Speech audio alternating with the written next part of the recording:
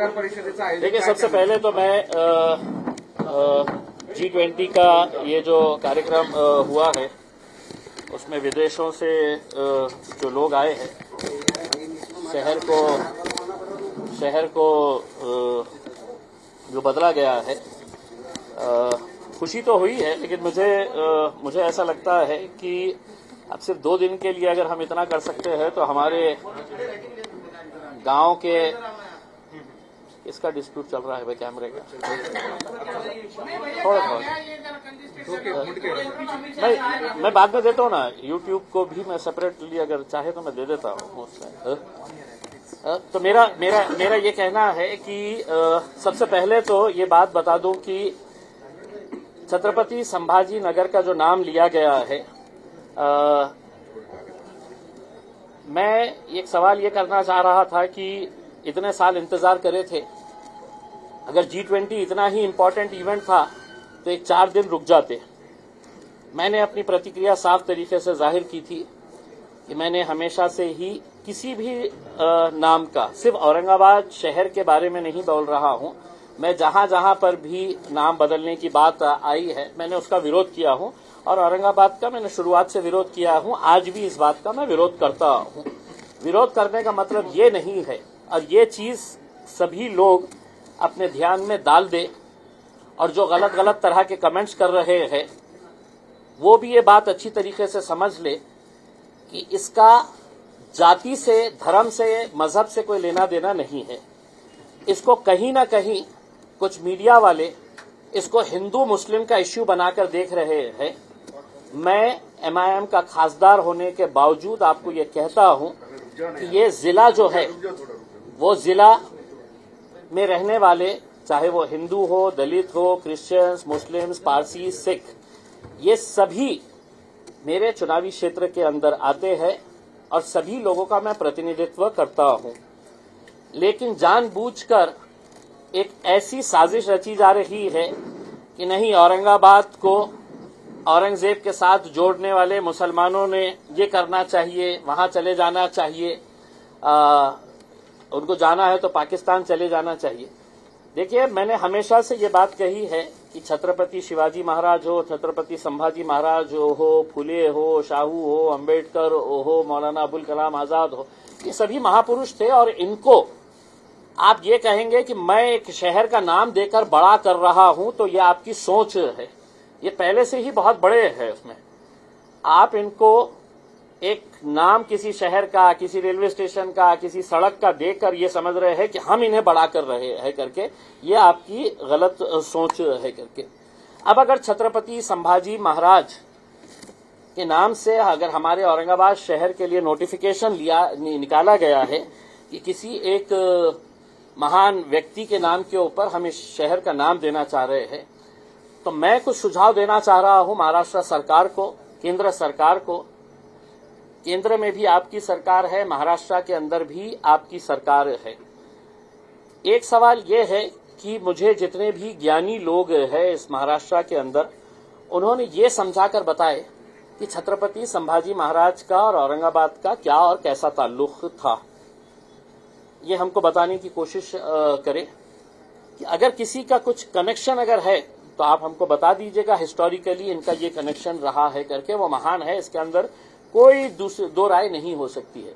लेकिन अगर महानता के नाम के ऊपर अगर आप किसी शहर का नाम बदल रहे हैं तो मैं कुछ सुझाव महाराष्ट्र की सरकार को देना चाहता हूं। 4 महाराष्ट्र के जो प्रमुख शहर है उन शहरों के नाम को भी आप फिर बदलें। मैं सुझाव देता हूं कि कोल्हापुर का जो नाम है, कोई मतलब नहीं निकलता है उसका, लेकिन कोल्हापुर के अंदर छत्रपति शाहू महाराज का बहुत बड़ा योगदान है। छत्रपति शाहू महाराज ने सभी समाज के लोगों को लाकर एक समाज परिवर्तन का जो उन्होंने काम किया है वो काबिल तारीफ काम है। तो आप कोल्हापुर का नाम बदलकर छत्रपति शाहू नगर रख दीजिएगा। अगर आपको सही मानों में सभी महापुरुषों के नाम के हिसाब से अगर आपको देना है, जैसा आप औरंगाबाद के अंदर आर्ग्यू कर रहे हैं, और आपका जो आर्ग्यूमेंट है उस बेसिस के ऊपर, तो पूना का नाम पहले पूना हुआ करता था, उसको तुमने कहा कि नहीं हम पूना नहीं रखेंगे, इसको पुणे कर देंगे। तो पूना का पुणे हो गया है। पुणे का क्या अर्थ होता है? तो कोई अर्थ नहीं होता है, लेकिन पुणे की एक अपनी पहचान है, और वो पहचान है फुले नाम से। फुले नाम से इसलिए है कि ज्योतिबा फुले, सावित्रीबाई फुले दोनों ने ही वहां पर फुलेवाड़ा है, पहली जो शिक्षण संस्था जो शुरू की गई थी, जिसकी वजह से आज पूरे देश में जो हमारी महिलाएं, हमारी बच्चियां पढ़ रही है, वो फुले के नाम से। तो पुणे का नाम बदलकर आप उसका नाम है तो फुले नगर रख दीजिएगा, और फुले नगर भी नहीं रखना चाहते हैं तो सिर्फ पुणे की जगह फुले कर दीजिएगा, ताकि अंतर्राष्ट्रीय स्तर के ऊपर है तो फुले का नाम पहुंचे और लोगों को पता चले कि महाराष्ट्र के अंदर ज्योतिबा फुले थे, सावित्रीबाई फुले थे, जिन्होंने है तो शिक्षा को बढ़ावा देने के लिए उन्होंने ये किया है। अब अगर महान पुरुषों के नाम के ऊपर अगर नाम रखना ही है, जैसा आप मेरे शहर का, मेरे जिले का रखना चाह रहे हैं, तो एक सुझाव मैं आपको ये देता हूं कि डॉक्टर बाबा साहब अम्बेडकर ने संविधान दिया इस देश को। नागपुर शहर के अंदर उनकी दीक्षा भूमि है, जहां पर उन्हें बुद्धिज्म को स्वीकारा है। तो नागपुर शहर का नाम आप बदल के डॉक्टर बाबा साहेब नगरी रख दीजिएगा, ताकि दुनिया को पता चले कि डॉक्टर बाबा साहब ने यहां पर दीक्षा भूमि के अंदर बुद्धिज्म को स्वीकारा है करके। तो आप रख दीजिएगा। और सबसे आखिर में, मुंबई हमारी राजधानी है, अंतर्राष्ट्रीय दर्जे का शहर है मुंबई। बॉम्बे को आपने मुंबई किया, मुंबई का कुछ अर्थ निकलता है? तो नहीं निकलता है उसमें। लेकिन अगर महापुरुषों के नाम के ऊपर अगर शहरों के नाम रखना है, तो छत्रपति शिवाजी महाराज के नाम के ऊपर आप मुंबई शहर के नाम को बदलिए, ताकि अंतर्राष्ट्रीय स्तर के ऊपर है तो हम छत्रपति शिवाजी महाराज को पहुंचाने का काम कर सके। तो मैं मुंबई को जो है वो छत्रपति शिवाजी राजे महानगर ये बनाने का सुझाव मैं देता हूं। उसमें हमारे पास मालेगांव है, मालेगांव का कोई मतलब नहीं है, शहर बढ़ गया है, अब उसको अभी भी गांव के नाम से है। तो मालेगांव का नाम जो है वो मौलाना आबाद, मौलाना आजाद साहब जो थे, मौलाना आजाद साहब की जगह पे मालेगांव का नाम जो है वो मौलाना आबाद रख दीजिएगा। उसमें एक सवाल मेरे मन में ये भी है कि आप जब नाम रख रहे हैं तो उसका कुछ ना कुछ एक हिस्टोरिकल रेलिवेंस होना चाहिए। मैं भी मानता हूं कि 1600 सदी में 1600 के अंदर इस शहर का नाम जो है वो खड़की हुआ करता था। हाँ, फिर मलिक अंबर आए।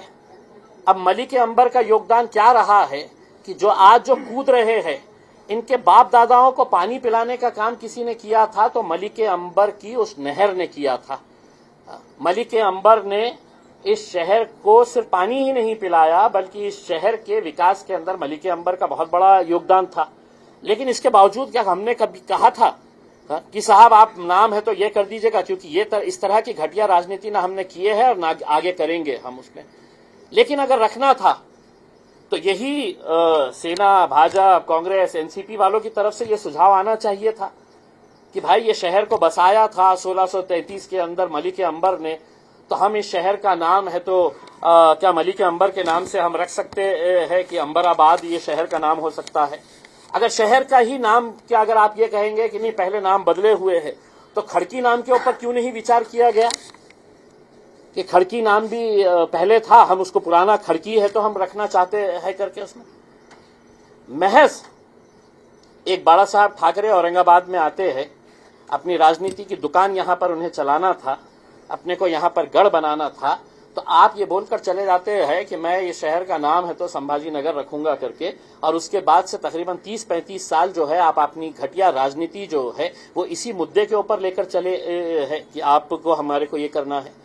भारतीय जनता पार्टी से मैं एक सवाल करना चाहूंगा, औरंगजेब महाराष्ट्र के अंदर आपको एक्सेप्टेबल नहीं है, बिहार के अंदर आपको एक्सेप्टेबल है? बिहार के अंदर एक औरंगाबाद है और उस औरंगाबाद शहर का जो खासदार है वो भारतीय जनता पार्टी का है, मेरे साथ ही बैठता है, भारतीय जनता पार्टी का खासदार है वो। तो बिहार का औरंगाबाद तुमको चलेगा, औरंगाबाद महाराष्ट्र का नहीं चलेगा आपको। तो ये जो दो टप्पी आपकी जो भूमिका है उसके ऊपर हमने सवाल उठाए हैं।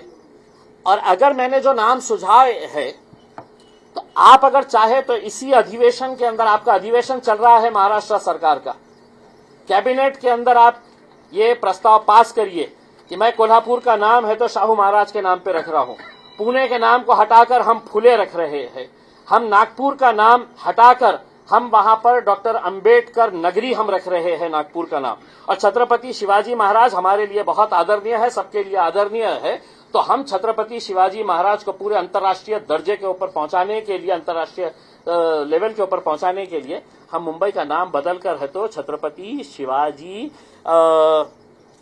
क्या है महान, छत्रपति शिवाजी राजे महानगर हम ये रख रहे हैं। इसके अंदर किसी का विरोध नहीं होना चाहिए, किसी भी राजनीतिक पक्ष का विरोध नहीं होना चाहिए। अगर आप संभाजी महाराज का आदर करते हैं तो आपको मैं मौका दे रहा हूं, आपका आदर, आपका प्रेम, आपका सही मानों में श्रद्धा अगर इनके ऊपर है, ये महापुरुषों के ऊपर, तो आप रख दीजिएगा। आप मेरे शहर का, मेरे जिले का तो इसी तर्क के ऊपर किए ना कि हमको ये नहीं चाहिए करके उसमें, तो आप कर दीजिएगा उसमें। ये 4-5 शहरों के नाम बता दीजिएगा तो हमको समझ में आएगा आपका सही मानों में इनके ऊपर एक प्रति जो आपका है करके। दूसरा ये है कि कल सुप्रीम कोर्ट के जो 2 जजेस थे, न्यायमूर्ति जोसेफ और न्यायमूर्ति नागरत्न, ये दोनों ने जो नाम के बारे में भारतीय जनता पार्टी के एक लॉयर ने जब उनके सामने गया और उन्होंने कहा कि इस मुल्क के अंदर के पूरे जितने भी पुराने जो नाम थे, मुगलों ने जो बदल दिए थे या बाद में बदले गए थे, तो उन्होंने उठाकर उसको बाहर फेंक दिया। लेकिन सुप्रीम कोर्ट ने जो कमेंट्स किया है, जिसको आज बहुत सारे न्यूज़पेपर्स ने बहुत अच्छे तरीके से लिया है, दिव्य मराठी की कॉपी मेरे सामने है, कि उन्होंने क्या कहा है, ऐतिहासिक शहरांच्या नामांतरासाठी आयोग स्थापनावर सुप्रीम कोर्ट म्हणाले मुद्दे जिवंत ठेवून देश खदखदत ठेवण्याचा हेतू आहे का, ये सुप्रीम कोर्ट ने कहा है। एक सवाल मेरा महाराष्ट्र की सरकार, केंद्र की सरकार से है, एक मैटर जब सब जुडिस होता है तो आप कोई फैसला नहीं कर सकते हैं, आपको ये कहना पड़ता है उसके अंदर कि मैटर इज सब जुडिस, वो चाहे देश के किसी भी हाई कोर्ट के अंदर हो या सुप्रीम कोर्ट के अंदर हो, तो कोई भी सरकार इसके ऊपर फैसला नहीं कर सकती है। हाई कोर्ट मुंबई के अंदर औरंगाबाद और उस्मानाबाद के नाम के ताल्लुक से एक केस चल रहा है, मैटर सब जुडिस है, तो अदालत के अंदर मैटर चलने के बावजूद भी क्या आज केंद्र सरकार और राज्य सरकार ये एक संदेश देना चाह रहे हैं कि अब इस मुल्क के अंदर डेमोक्रेसी नहीं है, रूल ऑफ लॉ नहीं है, इस मुल्क के अंदर अब हुक्मशाही है, और केंद्र सरकार ने अगर जीआर निकाल दिया, नोटिफिकेशन निकाल दिया है, तो अदालत में चलते रहो, हम अदालत को मानने वाले नहीं है, हम अदालत को गिनने वाले नहीं है करके। इस फैसले के बाद आपने जो जीआर निकाला है, उसके जरिए कहीं ना कहीं आपने अदालतों को ये बताने की कोशिश की है कि तुमसे सुप्रीम हम है करके, हम फैसला करेंगे और तुमको मानना पड़ेगा। फिर अदालत के अंदर जाने की जरूरत ही नहीं है, लोग अदालत के अंदर जाना ही नहीं चाहिए, अदालतों के अंदर इंसाफ मांगने की कोई बात होनी ही नहीं चाहिए। अगर यही सब आपको करना है तो उसमें हमें इख्तियार है, और हमें का मतलब ये है कि औरंगाबाद में रहने वाले उन लोगों को इख्तियार है जो इस फैसले से खुश नहीं है। वो लोग आज मुझे भी कॉल करते हैं, मुझे भी मैसेजेस डालते हैं, और ये चंद मीडिया वालों की सोच हो सकती है कि साहब ये हो गया है तो अब इसके अंदर आपको भी मानना पड़ेगा। मैं नहीं मानूंगा, तो आप क्या करेंगे मेरा?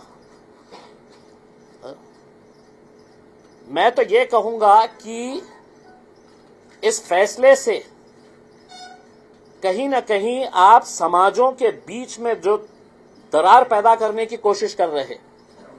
अब अगर मैं नाम के साथ लूं किसी चैनल्स का कि उनकी जहनियत, उनकी मानसिकता, उनकी सोच कैसी हो गई है कि इसने वो किया है, और आपने फौरन दूसरे दिन से अपना नाम लगाना शुरू कर डाले, ये पत्रकारिता कर पाएंगे? ये तो सिर्फ समाज के अंदर तेढ़ निर्माण करने का काम कर रहे हैं। भाई कानून के हिसाब से हो जाएगा जिस दिन पूरी तरीके से उसमें, तो हमको भी आखिर में मानना ही पड़ेगा उसमें। लेकिन आज जब मेरे पास ये इख्तियार है कि मैं अदालत में जाऊं, इसको चैलेंज करूं, इसको चैलेंज करने के बाद अगर सुप्रीम कोर्ट अगर ये मानता है कि नहीं आपको ये मानना पड़ेगा करके, तो आखिर में हमको भी कहीं ना कहीं, लेकिन जब मेरे पास ये ऑप्शंस है डेमोक्रेटिक वे के अंदर कि मैं इसका प्रोटेस्ट कर सकूं, और प्रोटेस्ट का मतलब यह है कि मैं सड़क के ऊपर भी उतरूं, मैं अदालती कार्रवाई भी करते रहूं करके। अब सुप्रीम कोर्ट के अंदर, हाई कोर्ट के अंदर मैटर चल रहा है, तो राज्य सरकार है तो एक नोटिफिकेशन निकाल देता है कि तुम 27 तारीख तक है तो अपना ऑब्जेक्शंस ये करो। अब जब ऑब्जेक्शंस अगर आप मंगा रहे हैं तो महानगर पालिका किस बुनियाद के ऊपर है तो रात में है तो साइन कर देता है। भाई जब तक है तो आपके पास फाइनल अथॉरिटी नहीं आ जाती है कि ना ऑल डोर्स आर क्लोज्ड, सब रास्ते बंद हो चुके हैं, तब आप करिएगा, उसमें हमारा कोई ऑब्जेक्शन नहीं है इसके अंदर। लेकिन कुछ अधिकारी, कुछ पत्रकार इसके अंदर उतावले क्यों हो रहे हैं? उन अधिकारियों को, उन पत्रकारों को मैं ये कहना चाहता हूं कि इम्तियाज जलील ने 24 साल की जब पत्रकारिता छोड़ी थी तो उसने खुलेआम आकर ये कहा था कि मैं MIM party barrister Asaduddin Owaisi के साथ काम करना चाहूंगा। तुमको अगर ये करने का है तो तुम भी अपने पत्रकारिता का चोला उतारो और जाओ किसी शिवसेना के साथ ज्वाइन कर लो, बजरंग दल के साथ ज्वाइन कर लो, हमें कोई इख्तियार नहीं है। लेकिन जब तक है इस प्रोफेशन के अंदर, इम्तियाज जलील ने पूरी ईमानदारी के साथ उस प्रोफेशन के साथ काम किया है। लेकिन आज हम देख रहे हैं कि कैसे इस मुद्दे को हिंदू मुसलमान किया जाए करके उसमें। क्या आपको लगता है कि तमाम जितने भी नॉन मुस्लिम लोग इस जिले के अंदर है वो इस बात से सहमत हैं? आप जाइए कमेंट्स के अंदर, किसी ने कुछ लिख रहा है तो कैसा किस तरीके की अभद्र भाषा का इस्तेमाल कर रहे हैं करके उसमें। और मैंने क्या गलत किया जो नांदेड़ के अंदर ये लौंडे पोट्टे हैं तो मेरा पुतला जला रहे हैं, मेरे पोस्टर कर रहे हैं करके? तुम क्या समझ रहे हैं कि इम्तियाज जलील तुम्हारे है तो ऐसी हरकतों से दबने वाला है करके? मुझे पूरा इख्तियार दिया गया है इस मुल्क के अंदर कि मैं मेरी वॉइस को रेस कर सकता हूं, मैं प्रोटेस्ट कर सकता हूं और मैं करता रहूंगा। हमारा आपसे ये कहना है, G20 का ये जो मामला चल रहा था, आप लोगों ने है तो डॉक्टर करार साहब से पूछा कि इम्तियाज जलील G20 के अंदर ये करने वाले हैं, और मैं चाहता तो कर सकता था, बिल्कुल कर सकता था मैं, क्योंकि ये तो अंग्रेजा 2 दिन के लिए आए हुए हैं। मुझे जिंदगी भर इस जिले के अंदर रहना है, मेरे शहर के अंदर रहना है। और मैं उन तमाम नेताओं को ये कहता हूं कि तुम्हारे लिए ये जो 250 महिलाएं आई है, ये महिलाएं तुम्हारे लिए इंपॉर्टेंट है। हमारे गांव के अंदर रहने वाले वो 1600 स्कूल्स के अंदर पढ़ने वाले वो बच्चे इंपॉर्टेंट नहीं है कि जिनके सर के ऊपर आज भी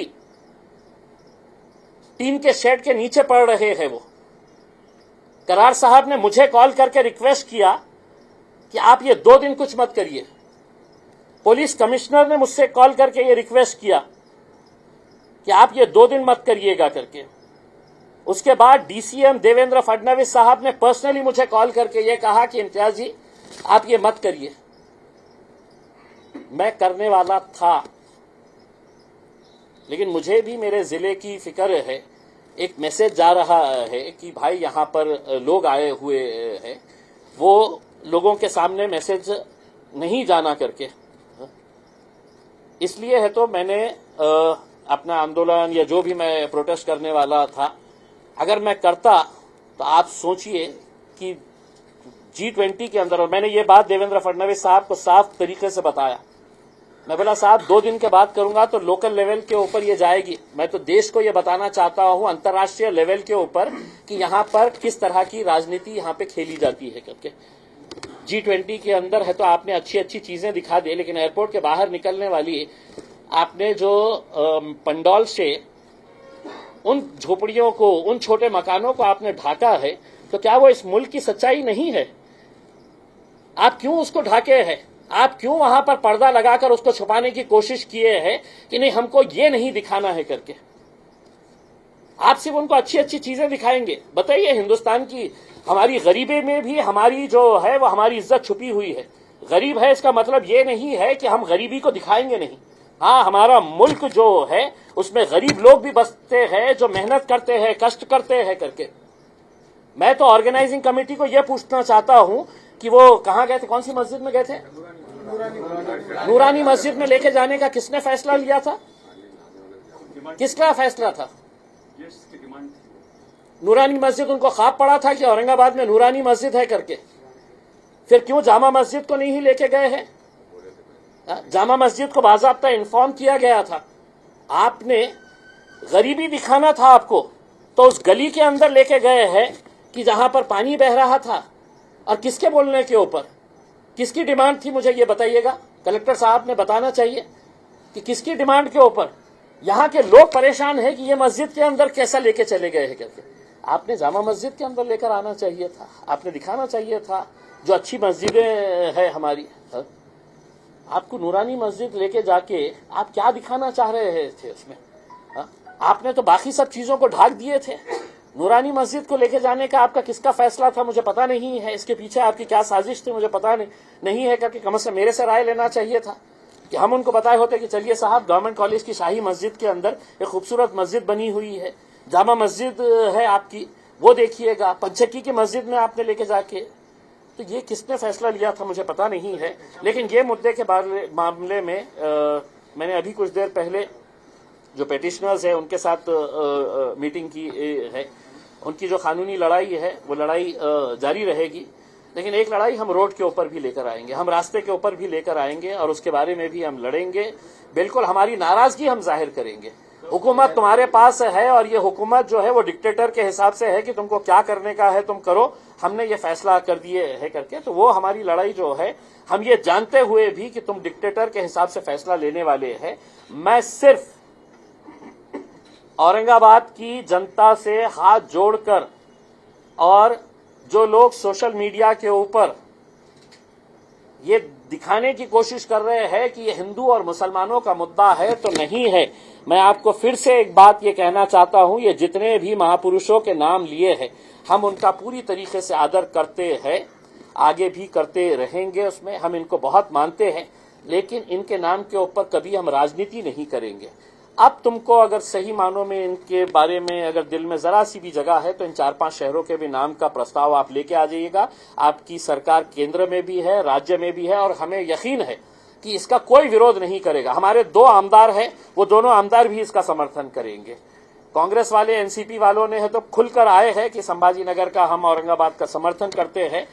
कांग्रेस और एनसीपी भी इसके लिए कोई विरोध नहीं करेगा करके। अब नाम बदलना ही है तो अब सब अच्छे अच्छे महापुरुषों के नाम के ऊपर शहरों के नाम रखते हैं।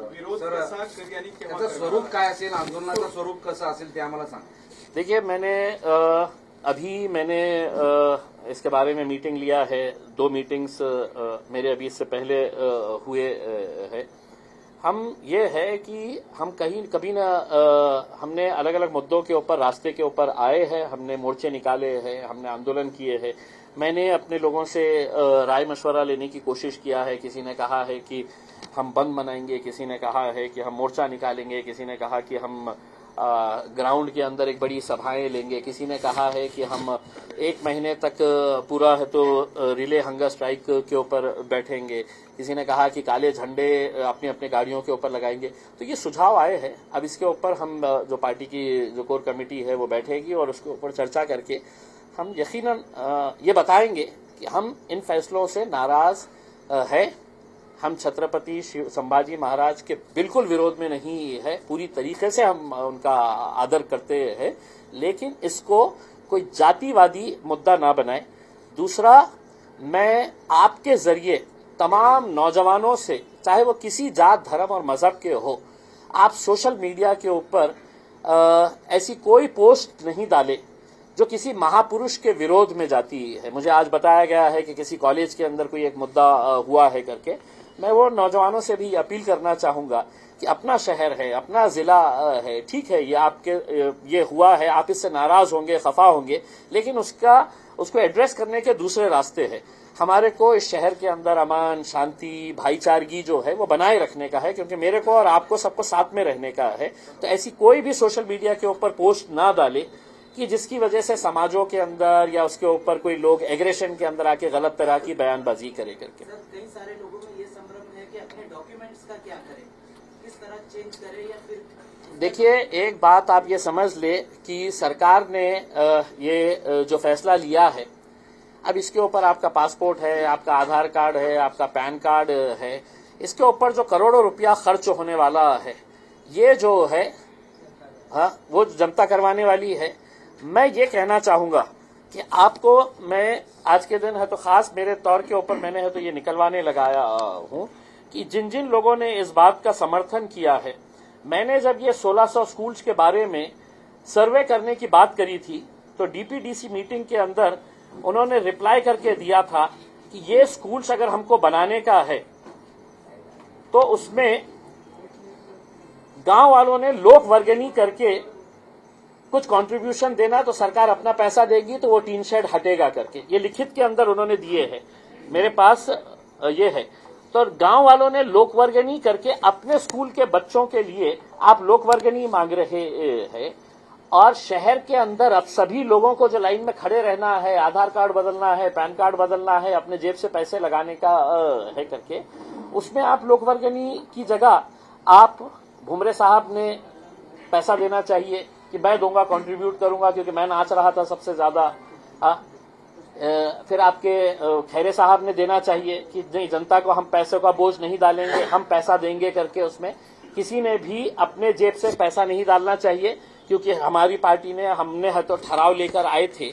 तो ये पैसा मैं चाहूंगा कि जिन जिन लोगों ने इसका समर्थन किया था वो लोगों ने है तो अपने जेब से पैसा डालकर लोगों को फॉर्म्स मंगाना चाहिए कि तुम्हारा पासपोर्ट के पैसे भी हम ही भरने वाले हैं, तुम्हारे आधार कार्ड के भी पैसे हम ही भरने वाले हैं। जो जो लोग है तो इसके अंदर जश्न मना रहे थे वो सभी लोगों ने अपने जेब से पैसा डाले करके, क्योंकि इसके ऊपर एक रिपोर्ट मेरे हिसाब से एक चैनल के ऊपर आई है जिन्होंने बताया है कि तकरीबन एक छोटे शहर को बदलने के लिए 200 से 300 करोड़ रुपए लगते हैं। मैं उनको दुरुस्त करना चाहूंगा कि औरंगाबाद शहर का नाम पूरी तरीके से अंतर्राष्ट्रीय लेवल के ऊपर, चूंकि हिस्टोरिकल सिटी है ये, इंटरनेशनल लेवल के ऊपर चेंज करने के लिए कम से कम 1000 से 1200 करोड़ रुपए जो है वो लगने वाले हैं, जो सरकार देने वाली है। हम सरकार को मुबारकबाद देते हैं कि अगर वो आप पैसा खर्चा करिए, अब आपने कर दिए है तो, लेकिन मेरे 1600 स्कूल्स के बारे में भी थोड़ा सा फंड आपको निकालना पड़ेगा। विषय असा आहे की तुम्ही आंदोलनाचं स्वरूप आता तुम्ही ठरवणार आहात। हो. एक प्रश्न त्याचा आहे की कधीपर्यंत तुमचा हा निर्णय होणार आहे? एक सेकंड, आता हायकोर्टामध्ये असताना सुद्धा केंद्र आणि राज्य सरकारने हा निर्णय घेतला आहे, पण तुम्ही या पुढे जाऊन सुप्रीम कोर्टामध्ये लगेच जाणार आहात का? त्या संदर्भातली कायदेशीर प्रक्रिया तुम्ही कशा पद्धतीने करणार त्याबद्दल आम्हाला सांगा। नहीं, कायदेशीर के मामले में देखिए, आंदोलनाच्या नाही, आंदोलनाच्या बाबतीत मी जसं सांगितलेलं आहे की नक्की लोकांमध्ये नाराजगी आहे, रोष आहे, आणि आपल्याला आश्चर्य वाटेल की मतलब औरंगाबाद शहरामध्ये राहणारे इतके सारे एज्युकेटेड क्लास जे लोक आहेत, जे माझे जवळचे आहे, डॉक्टर्स आहे, खूप सारे लॉयर्स आहे, प्रोफेशनल्स आहे, त्यांनी मला स्वतः कॉल करा की इम्तियाज भाई आपने आपकी लड़ाई रखिएगा। और मैं उनको यही बोल रहा हूं कि आप खामोश बैठे हैं, इसी वजह से ये हुकूमतें समझ रही है कि हम कुछ भी फैसला कर सकते हैं, इसका विरोध करने के लिए तो कोई होगा नहीं है। मैंने कहा कि आपके नेतृत्व के अंदर आप करिएगा, मैं एक सामान्य औरंगाबाद का नागरिक बोल के मैं आपके साथ जुड़ने के लिए तैयार हूं। लेकिन कई लोगों के अंदर एक डर है कि साहब हम ओपन में आए तो हमारा ये है, हमारा वो है करके। लेकिन ये है कि हम जो जबान पे है, हमारे दिल में है, हमारी लड़ाई हम जारी रखेंगे, आदर सम्मान अपने महापुरुषों का रखते हुए। दूसरा जो सवाल आपने, पहिला प्रश्न असा होता की तुम्ही म्हणजे की तुम्ही आंदोलनासाठी सगळ्यांशी सजेशन्स घेतले, म्हणजे कोणी काही वेगवेगळं सांगते, पण यातलं कुठलं आंदोलन तुम्ही म्हणजे तुम्ही कधीपर्यंत तुम्ही डिसाइड करणार आहात ते नहीं, आपको एक मालूम होगा कि जब ये नामांतरण का जब मुद्दा आया था तो मैंने सूबेदारी गेस्ट हाउस के अंदर एक कमेटी बनाई थी और उसमें सभी जाति धर्म के लोग थे। उसमें हिंदूज भी थे, उसमें सिख लोग भी आए थे, उसमें दलित समाज के लोग थे, क्रिश्चियंस ने उसके अंदर हमको सपोर्ट किया था, मुसलमान थे। तो जब सभी लोग आए थे हमने उनके साथ चर्चा किए थे। आज तो मैंने सिर्फ अपने कुछ लोगों को बुला के है तो मैंने बात किया है, अब हम सभी लोगों से राय मशवरा लेंगे, सभी संगठनों से बात करेंगे जो ओपन में आने के लिए तैयार है, तो वो ओपन में आएंगे रास्ते के ऊपर। जो सिर्फ पत्र देकर समर्थन जारी करना चाहेंगे वो समर्थन दे सकते हैं क्या? हो जातात एवढं एवढं एक दौड झालं की आम्ही काही विचारणार नाही सर कधीपर्यंत 15 दिवसात महिनाभरात 8 दिवसात आता काय आहे की आपण ऑब्जेक्शन्स मागवण्याची जे डेट सांगितलेली आहे की डिव्हिजनल कमिशनर पर्यंत आपण 27 मार्च पर्यंत आपण आपले ऑब्जेक्शन्स रेज करू शकतो। हायकोर्टाने आपल्याला कोणती डेट दिलेली आहे? 27 दिलेली आहे। म्हणजे 27च्या अगोदर जे काही करायचं आहे आमच्याकडे फायनल जे लास्ट बॅटल जे म्हणतं ना ते लास्ट बॅटल 27 पर्यंतच आहे। तर 27च्या अगोदरच आम्ही करणार, प्लॅन करून करणार, मोठं करणार आणि किती लोक येते। म्हणजे पुन्हा हे असं नको व्हायला पाहिजे की हे MIMचा मोर्चा आहे। आम्ही पार्टीच्या नावाखाली हे मोर्चा करण्यास इच्छुक नाही। आम्ही औरंगाबादकर म्हणून हे सगळ्या लोकांना आम्ही सोबत घेण्यास इच्छुक आहे। सर सुप्रीम कोर्टामध्ये एक सेकंड सुप्रीम कोर्टामध्ये जी याचिका दाखल केली होती जुनी नावं देण्यासाठी इतिहासातली सुप्रीम कोर्टाने जी टिप्पणी केली ती फार महत्वाची आहे। त्याच्यामध्ये असं महत्वाची गोष्ट अशी आहे की जुना इतिहास जिवंत करण्यासाठी आताची पिढी डिस्टर्ब करू नका किंवा आता सौदार्याचं वातावरण खराब होईल। आता ह्याच्यानंतर मला सांगा की सुप्रीम कोर्ट अशा पद्धतीनं रोखू शकते इथं पुढे चालून काय नाव बदलण्यात आले किंवा आले कोर्ट याच्यामध्ये इंटरफिअर करेल का फक्त कोर्टाची स्टेटमेंट तेवढा पुरता? नाही, कोर्टाने जे काल जे स्टेटमेंट ते केले ते इंग्रजीमध्ये मी वाचलं सगळं, तर ते खूप म्हटले रागवलेले आहे कोर्टाने की हे मुद्दे महत्वाचे आहे का की history is history, good or bad, पण इतिहास होता ते चांगलं होतं वाईट होतं काही नाही। आता आम्हाला असं वाटतं की नक्की त्यांचे जे सुप्रीम कोर्टाचे ऑब्झर्वेशन्स आहे ते कुठेतरी हायकोर्टलाही कन्सिडर करावं लागणार आहे जेव्हा ते निर्णय देते की सुप्रीम कोर्टाचं हे जे आहे ते फक्त ऑब्झर्वेशन्स जे आहे ते हायकोर्टाने निर्णय देतामध्ये त्यांना कन्सिडर करावं लागणार आहे। आणि समजा की हायकोर्टाने ते रिजेक्टही केले की नाही आम्ही हे डिस्पोज ऑफ करत आहे, मग सुप्रीम कोर्टामध्ये जेव्हा हे मॅटर जाईल तर सुप्रीम कोर्टालाही हे मान्य करावं लागणार आहे। हे यांच्याच बेंच समोर जातं किंवा दुसऱ्या बेंचकडे जाणार आहे, तर नक्की याचा विचार करते। फायदा होईल हायकोर्टामध्ये? नाही, माझा नाही, मी जे बोलत आहे मी अनेक वर्षापासून जे बोलत आहे ते सुप्रीम कोर्टाने त्याला एन्डॉर्स केलेलं आहे। जे माझं मत होतं तेच मत सुप्रीम कोर्टाने काल आपल्या ऑब्झर्वेशन्स मध्ये सांगितलेले आहे, ते मी त्याच्याशी सहमत आहे आणि नक्की त्याचा फायदा होणार आहे। तर 2 दिवसापूर्वी कॅवेट दाखल केलेली आहे। एक सेकंड, तुमचं झालं ना? मी विचारत नाही आता एवढं लास्ट अरे विचारतो। नाही सगळं बोला कॅवेट दाखल माझा एक प्रश्न असा आहे की जसं शिवसेना राजकारण करतं तसं MIM देखील या प्रश्नात राजकारण करत नाही असं आपल्याला वाटतं का?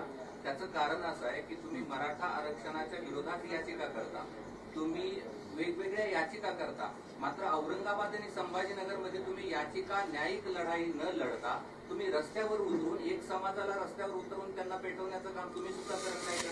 कृष्णा केंडे एबीपी माझाचे रिपोर्टर यांना आपल्याला स्पष्टपणे सांगतो, आपल्याला चॅलेंज करतो की मी कुठे मराठा समाजाच्या विरुद्ध गेलेले आहे।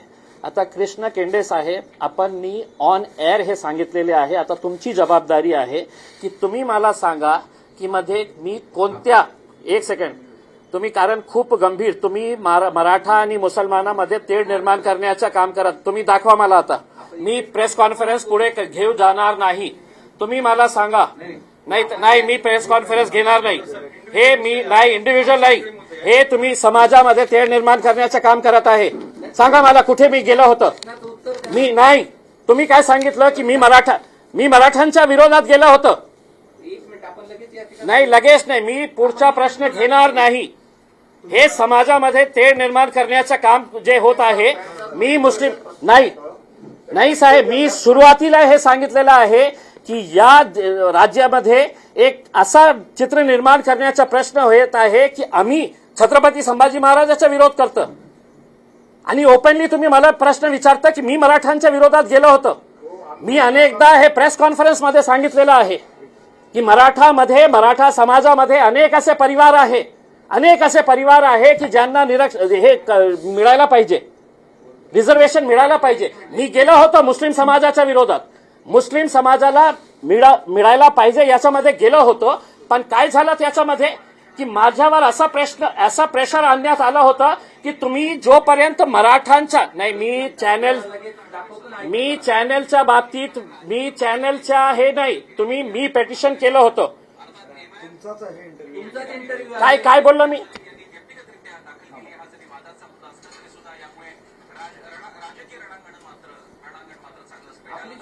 काय है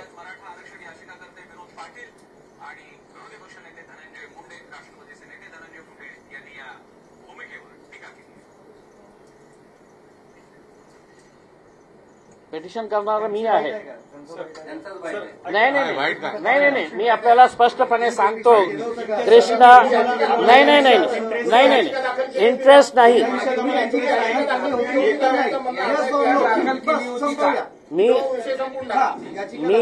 मी मुसलमानांना रिझर्वेशन मिळायला पाहिजे त्या पेटिशनमध्ये मी स्पष्टपणे सांगितलं होतं की मुसलमानांची काय अवस्था आहे. महमूदुर रहमान हे जे कमिशन्स होते त्यांनी काय रिपोर्ट दिलेली आहे ते सांगितलं होतं मी त्या माझ्या पेटिशनमध्ये.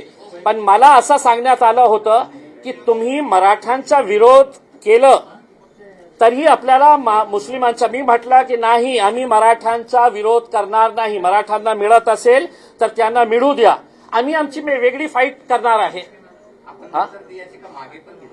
हेच कारणाने घेतली की कारण हे पेटिशनमध्ये असं चित्र निर्माण करण्याचा आणि आर्ग्युमेंट्समध्ये असं की मराठ्यांना आपण कशाला देतो, मुसलमानांना द्यायचं असेल तर मराठ्यांचा कॅन्सल करा. मी म्हटलं नाही, मी तसं करणार नाही. मी पेटिशन विड्रॉ केली याच कारणाने.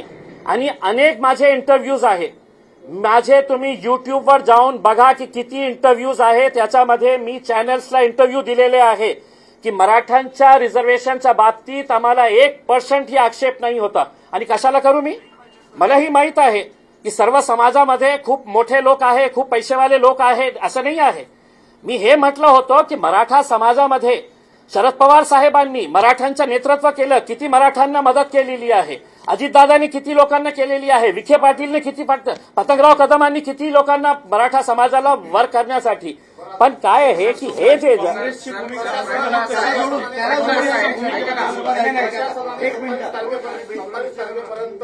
मुदत दिलेली आहे तर त्याचे आक्षेप घेण्याच्या संदर्भात काय काय पावलं उचललं जाणार आहेत आपल्याकडून? नाही, आता 27 तारखेपर्यंत जे आक्षेप घेण्याचं जे आम्हाला नाही, मुद्दे काय आहे की आम्ही सोबत बसणार आहे. आता अनेक लोक आम्हाला ते हे पाठवतो, ते जे GR निघालं ना की तुम्ही आक्षेप पाठवू शकतो, तर अनेक लोक आम्हाला विचारतात आणि मलाही माहित नाही आहे की आपण आक्षेप कशा प्रकारे द्यायचे आहे. ते फक्त एका साध्या कागदावर आहे का त्याच्यासोबत आपल्याला आधार कार्ड, नाहीतर उद्या तुम्ही म्हणशील की नाही हे तर सगळं बोगस आहे, याच्यावर काही डॉक्युमेंट, तर आपण कोणते कागद त्याच्यासोबत आपण जोडू शकतो, कशा प्रकारे आपलं ऑब्जेक्शन रेज करता येईल त्याच्या बाबतीत नक्की आम्ही विचार करणार आहोत. या नावाला तुम्ही म्हणताय की एमआयएमचा म्हणून विरोध नाही तर नागरिकांचा. मात्र त्या विरोधात बोलणारं फक्त एमआयएमच दिसतंय, कारण काँग्रेस असू दे, राष्ट्रवादी असू दे, जितकी काही विरोधी पक्ष 50-500 असतील त्या 500 पैकी एकही बोलत नाही. तुम्हीच बोलताय, मग तुम्हीच विरोध करताय असं का नाही म्हणायचं? एमआयएम म्हणूनच तुम्ही एमआयएमचे खासदार आहात औरंगाबाद सोबतच, तर तुम्हीच विरोध करताय, तुम्हीच बोलताय, हा प्रश्न. मी औरंगाबादमध्ये जन्म घेतलेला आहे. एका शहराशी आपला एक इमोशनल अटॅचमेंट असतं आणि त्या इमोशनल अटॅचमेंट म्हणून तुम्ही आज एमआयएम सोडलंही की मी एमआयएमचा खासदार किंवा एमआयएमचा महाराष्ट्र अध्यक्ष मी नाही राहिला असता, एक सामान्य औरंगाबादकर म्हणूनही मी हेच स्टँड घेतलं असतं जे आज मी माझ्या. हे समजा एक कोइन्सिडन्स आहे की मी एका पक्षाचा खासदार आहे, पण मी एक इंडिव्हिज्युअल असतं, एक सिटीजन असतं, तरीही माझा स्टँड तेच राहिलं असतं की मी याचा विरोध केला असता. आणि मी फक्त याचा विरोध करत आहे हे नाही आहे. मी अनेकदा हे सांगितलेलं आहे की आपल्या समाधानासाठी, आपल्या घाणेरड्या राजनीतीसाठी तुम्ही काय काय निर्णय घेतलेले आहे या देशामध्ये. मुघल गार्डन्स कोणी तयार केले होते? मुघल गार्डन्सशी आता जे नाव चेंज करण्यात आलेलं आहे दिल्लीमध्ये, फक्त आपल्या संविधानासाठी. हिस्ट्री विल ऑलवेज से की मतलब मुघल गार्डनच्या जेव्हा तयार करण्यात आलं होतं त्याचा उद्देश काय होतं? व्हिक्टोरिया टर्मिनसची छत्रपती शिवाजी महाराजांचं काही देणं घेणं नाही आहे. VT टर्मिनस याला आपण म्हणायचं. पण आपल्या समाधानासाठी की नाही आपल्याला हे नाव पटत नाही, अंग्रेजांची आठवण येतं, तर आपण ते बोर्ड काढतो आणि त्या बोर्डवर आपण VTचं नाव काढतो आणि तिथे आपण छत्रपती शिवाजी टर्मिनस त्या नाव देतो. पण इतिहासामध्ये याची नोंद हेच असणार आहे की या स्टेशनचा छत्रपती शिवाजी महाराजांचं काही देणं घेणं नाही होतं. पण एका राजनीतीसाठी आपल्याला अंग्रेजांची आठवण येऊ नये करके मग आपल्याला पाडायचेच असेल.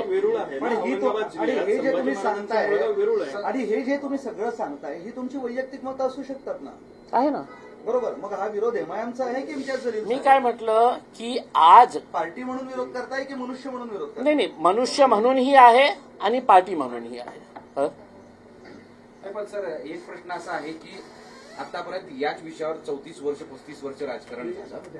आता हा विषय बदललाय, पण यापुढे राजकारण होऊ नये म्हणून आता कुठलातरी हा विषय बंद व्हावा आणि डेव्हलपमेंटच्या गोष्टी व्हाव्या असं तुम्हाला नाही, वाटतं? होणार नाही सर. जोपर्यंत भारतीय जनता पार्टी या देशामध्ये राज करणार आहे, असाच प्रकारचे मुद्दे घेऊन ते राज करणार आहे.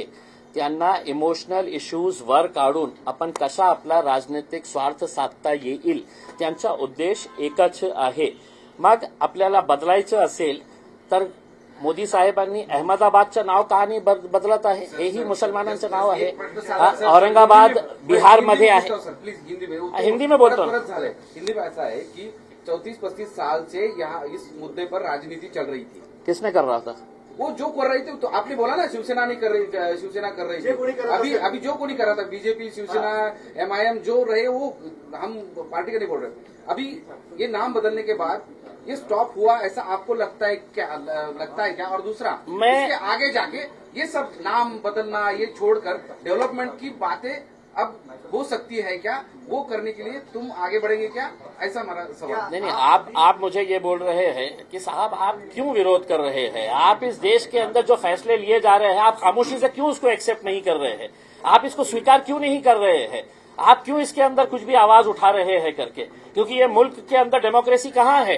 डिक्टेटर ने कह दिया है दिल्ली से या मुंबई में बैठे 2 डिक्टेटर्स ने बोल दिया है कि साहब ये होना है, तो इम्तियाज जलील तुमने है तो हाँ में हाँ कर देना चाहिए. साहब ये कांग्रेस के गुलाम करते होंगे, ये राष्ट्रवादी कांग्रेस के चापलूसी नेता करते होंगे, ये इम्तियाज जलील नहीं करेगा. जहां पर गलत है तो वहां पर खड़े रहेगा और लड़ेगा. अब तक उन्होंने सियासत की, अब नाम बदलने की सियासत आप शुरू करेंगे? अगर आप शुरू करेंगे और मुझे पसंद नहीं आया तो बिल्कुल लड़ता रहूंगा मैं. आपके इस राय को मैं बिल्कुल नहीं मानूंगा कि नहीं साहब आप खामोशी से एक्सेप्ट कर लीजिए ना. नहीं लड़ूंगा. मैं बाबा साहब अम्बेडकर के संविधान को लेकर चलने वाला आदमी हूँ.